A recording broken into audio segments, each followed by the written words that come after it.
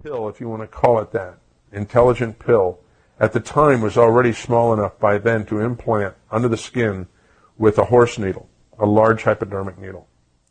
And I was shown these, and they worked. And we could read them with a primitive hand wand type reader from about 7 or 8 feet away. And this was still primitive technology. Excuse me. Now, at the time in the security industry, a lot of us had a lot of concerns about tracking and locating people that had been kidnapped, particularly what was going on in Europe at the time, where we were having NATO officers, even the Prime Minister of Italy, kidnapped. And these people were drained, or they were brutalized, or both. And one of the goals of the industry was to develop technology that would allow us to track these people or locate them quickly. Hopefully to save their lives, but on a secondary basis to keep them from being drained of sensitive information. And I brought this technology to a meeting in a skiff room in Virginia that was arranged by a friend of mine with the CIA and another friend of mine with the State Department at the time to introduce this technology to what we felt at the time were the right parties to use this new technology responsibly. Now, I hadn't heard about the remnant or any other religious beliefs at the time that said that everybody was going to be implanted with some sort of marking system, la the beast or 666. I wasn't even aware of that stuff at the time. And I was taking this as a serious solution to a potentially a problem that would not go away. And it was interesting, we met in this room, and because of the tight meetings we were involved with, certain people would not give you their full name or where they came from.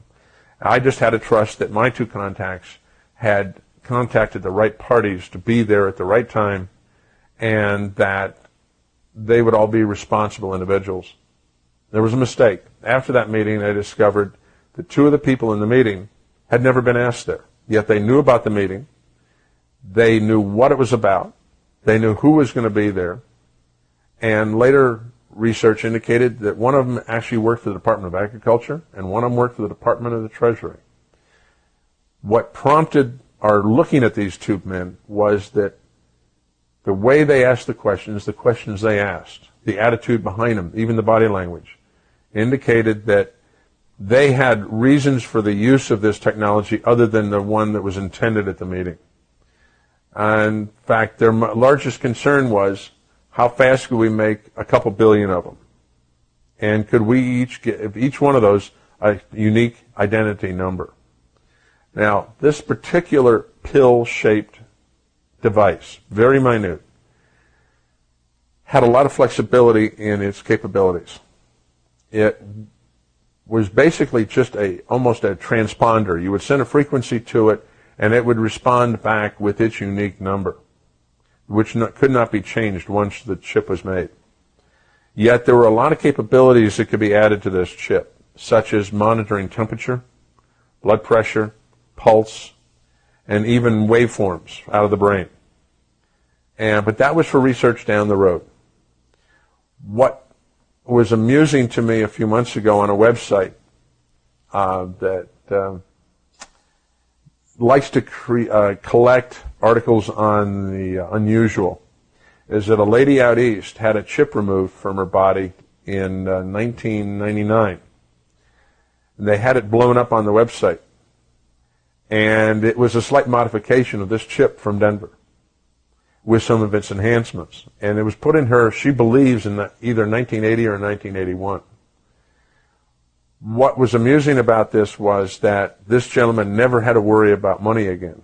And he quietly passed on a lot of this technology to somebody we never knew. And this concerned my contacts in Washington because it never went anywhere with them.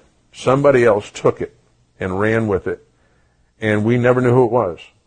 Now, in 1984, I found another technology by just sniffing the web, sniffing the literature of our industry and a dozen other industries, and I found that there was a professor at the University of New South Wales, where I still have the files on, that had discovered a way to make a microscopic lithium niobate chip. And by accident, he had scratched it. And he had a RF transmitter there. And he had a receiver on by sheer chance. And he found that on a certain frequency, he could send an energy beam to the chip, and it would respond back with a number.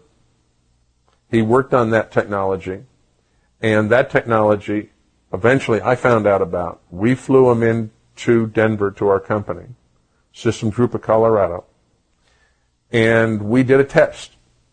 He had some primitive small chips he brought with him. They are totally passive and very small, a 32nd of an inch, and only a couple thousandths thick. And by etching them, you could again create a unique signature, unique to each one. And this one theoretically could, depending on the size of it and the size of the etching, could have a unique number in the billions and billions.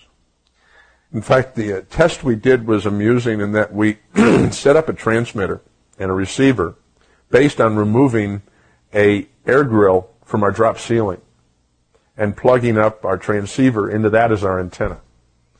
And we were able to read that thing glued to a little piece of cardboard from 100 feet away with a piece of grill out of a drop ceiling, which is a pretty primitive antenna.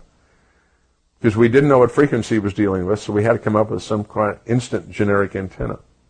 We were so impressed with the capabilities of this. It would read through thin layers of material, like thin plywood.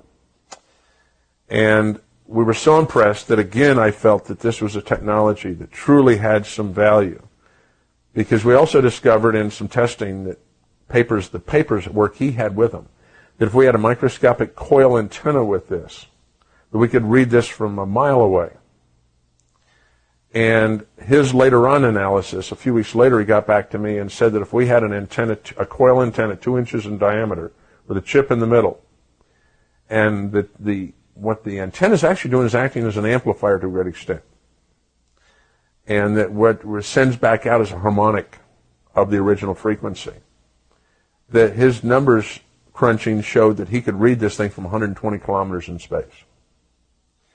And that there were other attributes of this chip that could be tied into it, especially if it was powered in some minute way, and give it a lot more kickapoo juice.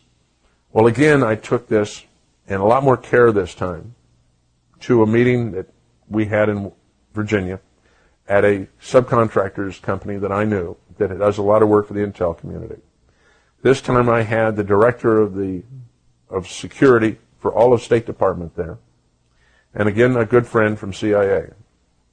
Again, we had, at the last minute, people walk in the door with the right credentials who we didn't know who they were exactly. It turns out, again, we had people, two this time again, who after the meeting, we realized shouldn't have been there. And yet they had credentials that were awesome. Because it turns out afterwards I found out they had never been called by my two contacts. Yet they knew about our phone calls. They knew of exactly what time, what place, and what we were going to be talking about. And supposedly, my phone calls were made over secure phone lines. What concerned me more about this particular event was that I have in my records again the name at the time of the head of security at State Department.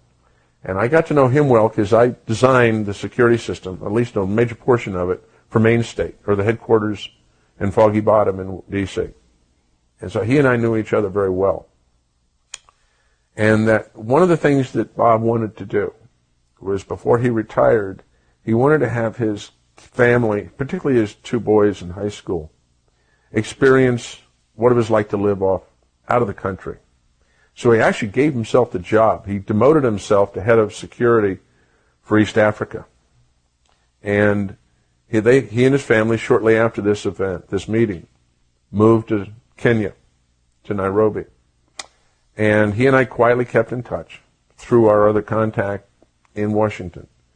And kept probing who these two men were. We were having a devil of a time finding who they were, who they really were. Because what bothered me was that the professor all of a sudden got a giant grant The technology was transferred